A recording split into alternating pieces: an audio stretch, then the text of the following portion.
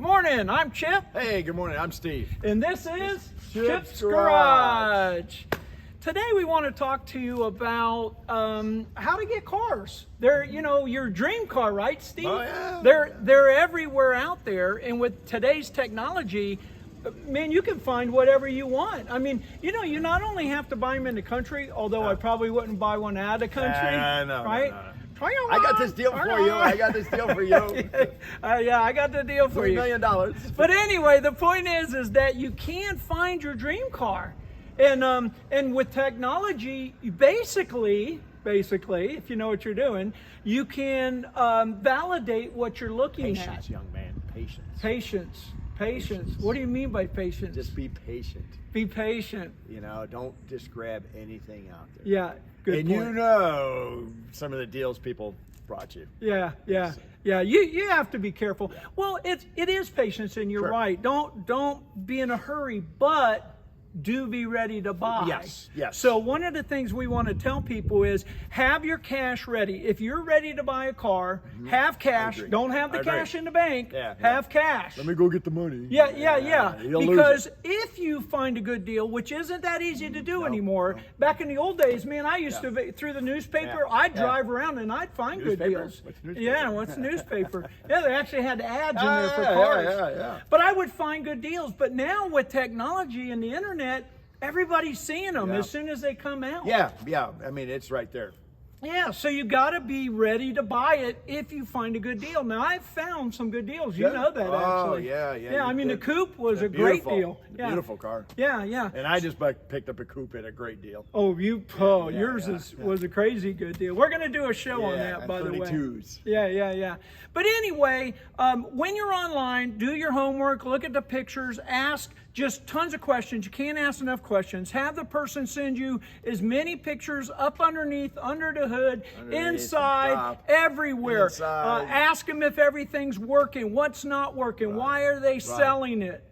And jot everything down. Oh, write it down. Keep good notes. Because things do change when you get there. Absolutely. Yeah, and then have a buddy, like I have Steve, that I can trust where if I call him and say, Steve, go look at this car for me online, he'll look at it. He can check it, and he'll have a different viewpoint from the things he knows better than I do. And don't be afraid of criticism. Good point. Yeah.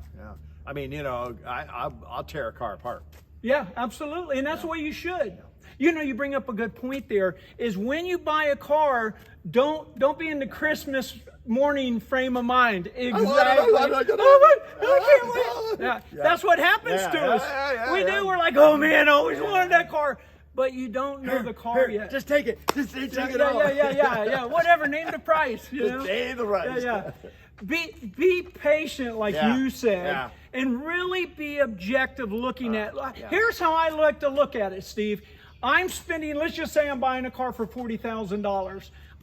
For myself, I like to look at it like I'm spending that $40,000 for you. So what am I going to look for if I'm looking at that car and making that decision for you? Because then I'm more objective. Like, oh man, I better find every little thing wrong with it, and I better understand what I'm getting, because I don't want to waste Steve's $40,000. But if it's $40,000 and a person selling it goes, just needs a little touch-up paint, the tires are a little thing. Remember, that's all going to cost you money. Right. The engine has a little tick to it, but it's okay. Yeah, no big deal. I had a friend of mine, he bought a loader, and it has a tick in it. It's just the injector. It came to be a rod knock, and it cost him a lot of money because it was a loader. Yep. So not that, but it's still the same principle. Absolutely. You have to know going in what you're buying. Right. And always think about if you have to sell it. Good point. If you can get in it and say $40,000, and tomorrow something happens, you could get 35 to 45 out of it. Right. So you don't have to take a bath really. Right. That's right. Yeah. Always know, no matter how you look at it, even when you get there in person, right? Steve said it, you're going to find things beyond all your homework you did. By the way, I do suggest if you find a great deal, if you've done your homework, if you've asked somebody to check it out too online, make an offer. Have that cash, make an offer. You don't have to buy it when you get there if it's not what the person said it was. But make the offer so somebody doesn't steal it out from under you. Right. Once you get there, if it's what you want, then fine. But always know, once you get it home, you're going to find a ton more things with that car. I don't care how good. Paint, everything. Everything. You are going to, chrome, you're just going to. So also do that calculation in your head when you're buying it. Yeah, a good point is make an offer, but if he wants, or the person wants 40 grand for a car, don't offer him 12,000 because he's going to march your butt right out of there. That's right. Kick it all the way out of the driveway because you just insulted the person. Right. You know? But make a reasonable offer that you could live with and he could live with. You know? Right. Well, and once you do everything we said, checking the car out, having a buddy check the car out, take notes of all the things that you see, you want to fix, you would change. You can do calculations in your head. I do that. Of I'm going to spend another $10,000 on this car to get it the way I want. Is it worth what I could sell it for? Back to what you said. Right. Just like if it needs tires, there's the kitty cats, the Hellcats, there's $1,200-$1,500 easily. But if he wants top dollar and you've got to spend another $1,200-$1,500, that's right. You're off the bottom go. line there, baby. Yep. Well, anyway, we hope we helped you with this. Tongue twister this morning. It's early here in Florida yet. You can tell we're groggy. Anyway, I want to show you a point in case. So come on in. I wore a shirt today. Look I wore my special Mopar shirt. Yeah, show the camera. See, special Mopar shirt. Because I heard something was up. Yeah. And the same colors too. Something's up. Come on. Okay. I always love coming into Chip's garage. It's always so beautiful in here, and it just the smell and you add to it every time. Oh, I know. Come on in. My baby here. Oh. It's the smell. It's the look. We were talking this morning, right? Before we started the video here, we were talking about how great it is just to always come in here. We always feel good. We always feel comfortable. You know how we grew up. Yeah. You know, I mean, I had to build everything. I still do. Right. You know, nothing was given to me, and I was telling him I picked up a $35 flathead from my Mercury one time, and I thought that was the greatest thing. I put it in the car, it smoked a little bit, but it ran forever. Basically, I still had that same flathead. Unbelievable. Yeah. Anyway, let's show you what we picked up. A friend of mine asked me to go to check out a car like we were talking about for him. He had checked it out, and he wanted me to check it out. I checked it out. Seemed like a good deal. Anyway, make a long story short, I ended up going down and looking at it for him. He was from Pennsylvania. I'm from Florida. The car was in Florida, and I went down and checked it out, and I decided, yes, it's a good deal, and I picked it up for him. Yeah. So he hasn't even seen it yet other than in pictures, but let's show you what we got. Oh, my God. So this, how about it, buddy? This is a 1968 Dodge Dart GTS original 383 car. So if you want to show right here, a very, very desirable and becoming very collectible car. Now, just so you know, this car was done to the taste of what I would call a 70 hot rodder. Yeah. And we'll walk around and show you the things about it. I got a story. Yeah, I love stories. I got a story. Back in 1990, my buddy called me and says, listen, I got to get rid of my 69 340 GTS Dart with original paint. Yeah. He says, do you think you could give me $2,000 for it? Oh, jeez. I ran down there. His brother didn't want it. I ran down there with $2,000 and gave it to him. Yeah. And, oh, man. I wish I still had it. Of course. Yeah, we all wish we had our cars today. It was a real 340. Hey, that's something to remember, though. You know, sometimes you get frustrated with your car. Sometimes things get a little tough. Just remember, every car you sold that you used to have, you wish you still had. So remember that when things get a little tough. I understand if you do have to sell them, but my point is, be careful. Think that through. I think if both of us had our cars, we'd have to have a block-long warehouse. Oh, 2-story.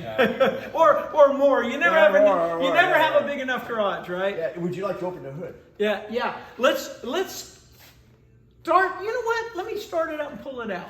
Let's take it outside so everybody can see it. Hey, start it up and let it run. Let them horses run.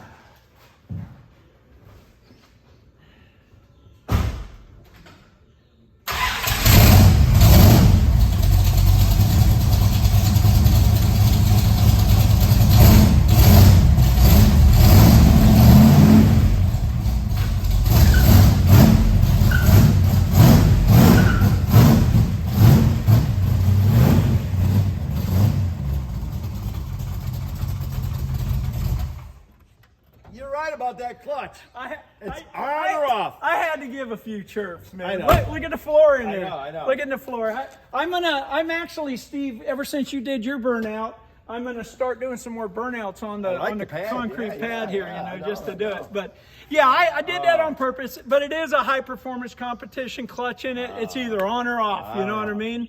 So, where do you want to start? It's just, it's unbelievable. I know, it's unbelievable. The paint, talk about the paint. Well, you know, good with the paint. Chip, you called me the other day and told me about it. I said, oh man, I can't wait to see it. I thought it was an older restoration, but I'm looking at it and it's a B+. I mean, wouldn't hesitate to put this in a World of Wheels. Right. You know, and put the stanchions up. But what I really like is when they redid it, all the chrome is nice. All this is very nice. Look at this, all nice. The wheels are polished like they were brand new. They called them the old ET slots. Oh yeah, and that's a very cool thing if you want to just focus in on that again. These slots are the old school. What year would you say these are? 70s? 70s. Yeah. 60s and 70s. Yeah. Now the guy who had the car had these completely redone and beautiful. all. Yeah, and you can have them like refurbished and new, which is what they did. And they flared the wheel wells here a little bit, which is cool because I think it looks really nice. Look down the side this way if you can show it. A lot of nice taste to it. They did a real good job. That's all custom bodywork right there. Now 67 did not have this, 68 did, then 69 had a square one. 68 and 9 shared the same back end. And if you look here, a lot of them were pitted from the exhaust, they say, but these are really nice.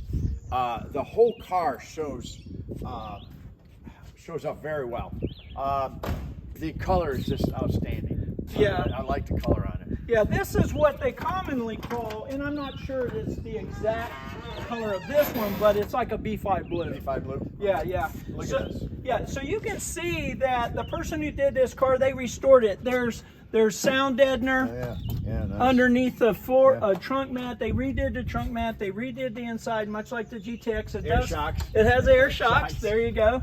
And you can see the air shocks here where you feel the air shocks from underneath. This was a medium-sized car back then. Look at this. Yeah, mid-sized car. Look at this. Yeah. Let's see.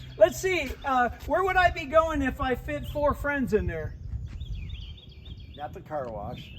The drive-in. Yeah, there we go. Yeah, we used to do that all the time, right? Some of you guys remember that. Yeah. How many? I figure we could fit about 5 or 6. 4 or 5 maybe. Yeah, maybe 6, depending on how big they are.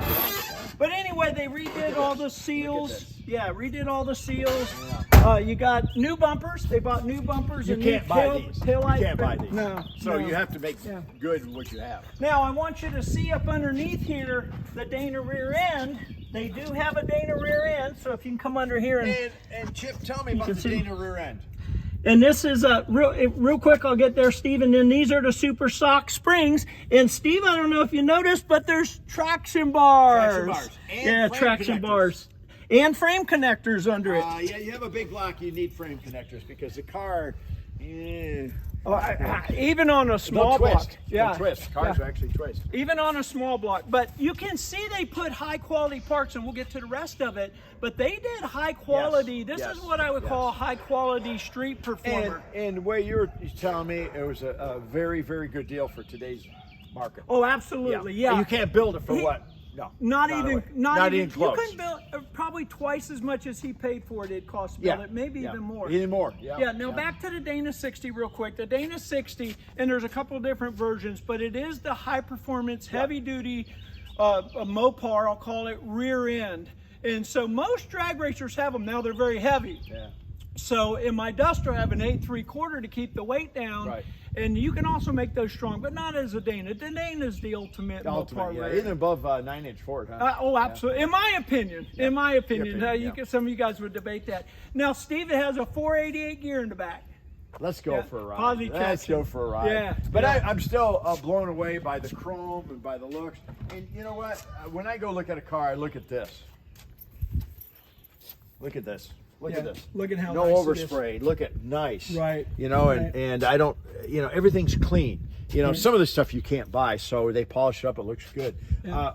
It's got a lot of taste. It's a stock dash. They did not butcher it up. First thing you do in a lot of these cars, they took the radio and just cannibalized the area. I know. The whole square. They just cut it out, and put that Blaupunkt in there, or that Jensen or something like that. You know. Yeah, absolutely. But, yeah. Then that was stuff again we were looking for is, you know, is it cut up? The dashboard is original, like Steve's talking about. They put an aftermarket radio in there. By the way, that tack is an original. If you want to look in there real quick, that's an original old school sun tack. You can buy here, look right here. You can buy, if you can get it on the face of it, you can see how nice the dash is, but that's an original old school from back in the 70s super tack, sun super tack. It is a quick shift 4-speed, and that's a Hemi tranny behind that 440. And you can see the interior, look in the back and the headliner. And it's all stock. It's beautiful. All the lights work. Everything works on it. Yeah, it's just and I look at the pedals when I go buy a car. Look at the pedals, how nice they are. Absolutely. You know, you look at the steering wheel and the pedals, the wear. You know, you could tell the car is a low mileage car. You know, and it was being a 383 car. Probably didn't get driven much because it was a rare car from the beginning. Probably. And you know, he wants to go race. Look at delete. Yeah, he deleted the antenna. Wipers. Yeah. So it's set up. I mean, I wish Leadfoot City had the drag strip. I'd like to see this run down the strip, wouldn't you? I would love to see it run down the strip. Yeah. Now, if you want to come up here real quick, I want to show you underneath. You can look. I just want you to show the suspension under there of the straight front axle. You can see it. And then you got the springs on the straight front axle. Very unique setup for this. And of course, that's all custom.